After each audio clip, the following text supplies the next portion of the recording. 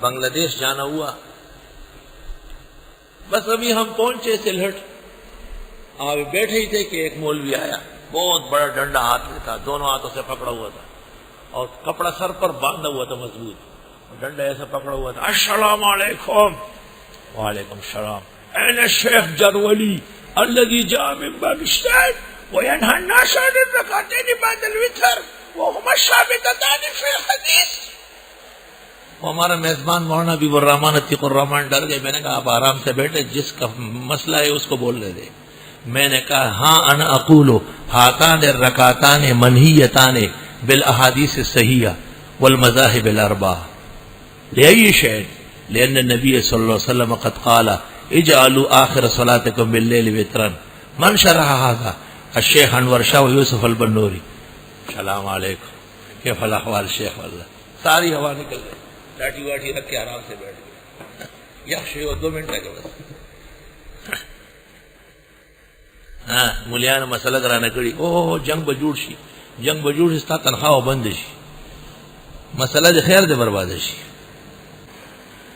طالب علم اور علماء کرام مسئلہ احتیاط سے بتائے، پہلے نوافل کی تفصیل کر لے، مختلف سنتوں کا ذکر کر لے، اور یہ مسئلہ متعدد بار بتائے کہ عبادات نام طاعات کا ہے، حضرت صلی اللہ علیہ وسلم کے قول و فعل کا ہے.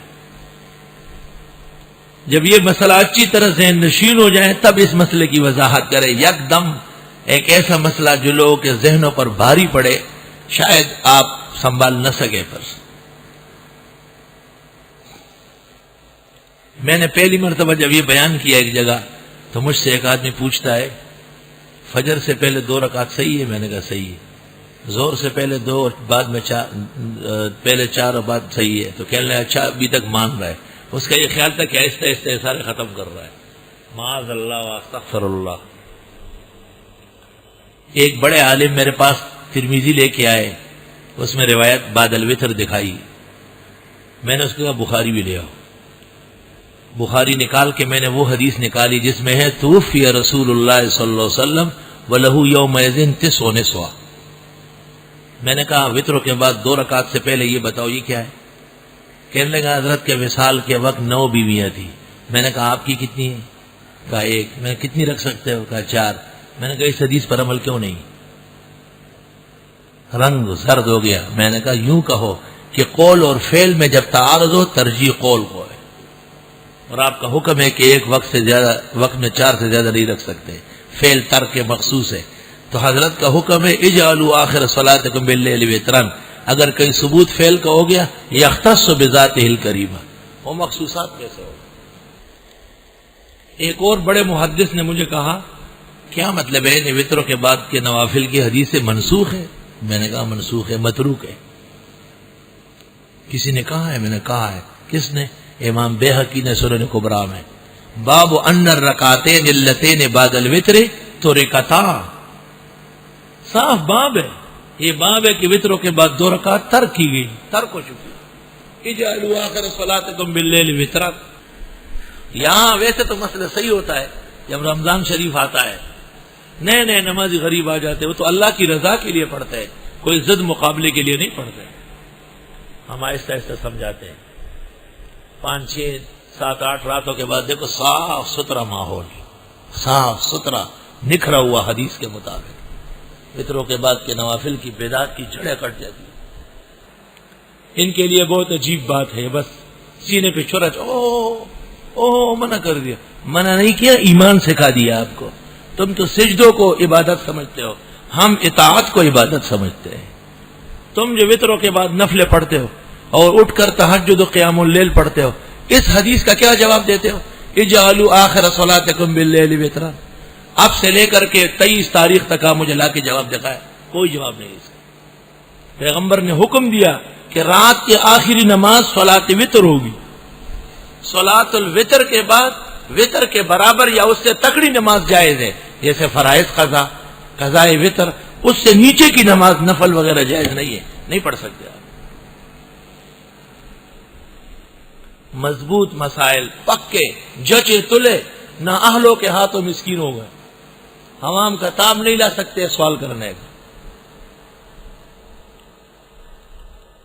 ایک امام نے مجھے کہا یار میں نے آپ کا مسئلہ بیان کیا، اب میرا وقت مشکل ہو گیا. میں نے کہا وقت مقرر کرو، میں آ رہا ہوں. کہا آج رات کو آؤ. میں نے ٹھیک ہے. میں چلا گیا، وہاں میں نے تقریر کی، درس دیا. درس کے بعد سوال جواب ہوئے. میں نے لوگوں سے پوچھا اب تم میں سے کون کون وطروں کے بعد نفلیں پڑھے گا؟ ایک بھی نہیں پڑھے گا. کیا ضرورت ہے؟ جب ثواب نہیں مل رہا ہے کیوں پڑھے؟ یہ سیری کھانے کے لیے اٹھتے ہیں، تہجد پڑھتے ہیں. دی خلی تگورا تہجد تگورا خری تگورا پساراش پی تگورا. تم تہجد شعبان اور رجب میں پڑھ لو، پتہ چل جائے آپ کو. اور جو لوگ سال بھر تہجد پڑھتے ہیں، فتاوی قاضی خان میں لکھا ہے ان کو اجازت ہے کہ تراویح با جماعت پڑھ کے وطر کے لیے پیچھے ہٹے.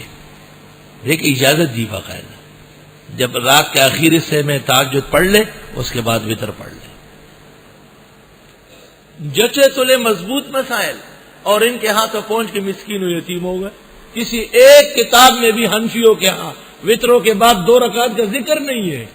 نور الہدا سے لے کے فتاوی شام تک، اور قدوری سے لے کر کے مفسود تک، اور ہدایت سے لے کر کے نہر اور بحر تک کوئی ماں کا بیٹا دکھا نہیں سکتا. فقہائے حنفیہ ان 2 رکعتوں سے بے خبر تھے کیا؟ انہیں پتہ تھے بے بنیاد چیزیں، بے اصل چیزیں. اس لیے لوگ کہتے ہیں کہ اصح فی الباب فقہ حنفی ہے. ذرا ذوق پایا گیا پیچھے ہٹ گئے.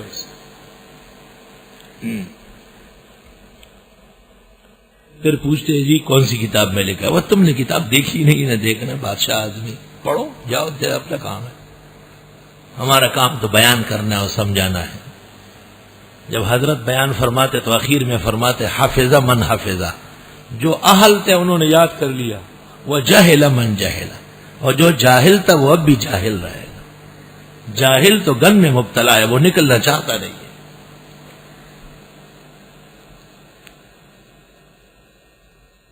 ایک مولوی صاحب مجھے کہتے ہیں پیغمبر سے ثابت ہے. میں نے کہا نہیں. اچھا ثابت ہی نہیں ہے. میں نے کہا ثبوت تم جانتے ہو یا انور شاہ جانتے ہیں؟ انور شاہ کشف الستر میں لکھتے ہیں رکعتان بعد الوتر اے قبلہ.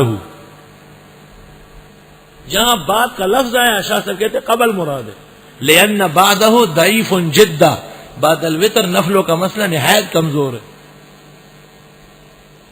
مالک وطروں کے بعد نفلوں کو حرام سمجھتے، حرام گناہ کبیرہ. امام شافعی نے کہا ہے کہ میں خود نہیں پڑھتا، جو پڑھے گا منع نہیں کروں گا. امام احمد نے کہا ہے میں نے خود ایک دفعہ پڑھی، آئندہ کبھی بھی نہیں پڑھوں گا. اور ابو حنیفہ سے کوئی روایت نہیں ہے. عدم روایت دلیل ہے ترک کلی ہی کا، بالکل ترک فرما چکے ہیں. اس لیے فقہ حنفی میں نہیں ہے. مالا بدھ فقہ نہیں ہے. مالا بدھ تو ایسے چاڑی کی زبان ہے. کل پھر جنتری اٹھا لو گے کہ یہ بھی فقہ ہے. تفصیل طلباء نے انور شاہ صاحب کی کشف الستر، امام حضرت اقدس استاد محترم مولانا بنوری کی معارف السنن، اور مولانا عبدالعزیز فرہاروی کی کتاب کوثر النبی، اصول حدیث میں کتاب ہے کوثر النبی، اور اس عاجز اور فقیر کی احسن الوتر فی تحقیق الرکعتین بعد الوتر.